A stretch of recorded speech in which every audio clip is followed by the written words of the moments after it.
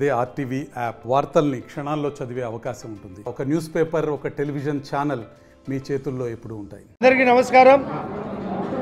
చాలా సంతోషం.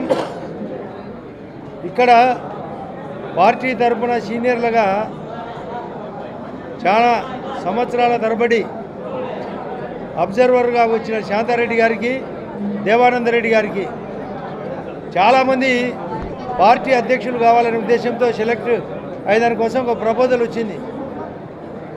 కేంద్ర పార్టీ నిర్ణయం మేరకే వెంకట సుబ్బారెడ్డి గారిని కడప జిల్లా అధ్యక్షునిగా శశిభూషణ్ రెడ్డి గారు బాధ్యత వహించడంతో పార్టీ బలపడింది కూడా.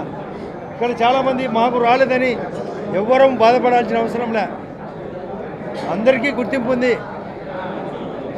పార్టీ అధిష్టానం నాకు ప్రత్యేకంగా చెప్పిన మాట, మన వాళ్ళే అందరూ ఇక్కడ అధ్యక్షుడైతేనే గొప్ప కాదు, కాని వాళ్ళంతా తక్కువ అని కాదు, అందరం ఉన్నాం.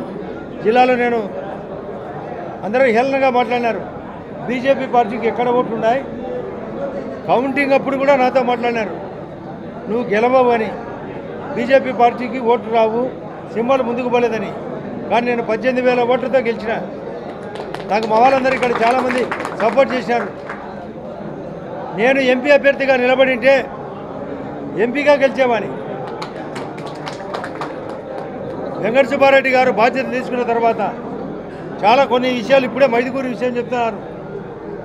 జమ్మలమడుగులో ఎలాంటి పోలీసు ప్రాబ్లం రావడంలే, రెవెన్యూ ప్రాబ్లం రావడంలే. మోడీ గారు చేసే పనుల వల్లనే మననే అమిత్ షా గారు చెప్పినట్లు ఈ రాష్ట్రానికి 3 అంతల ఇంపార్టెంట్ ఇచ్చేది వాస్తవం.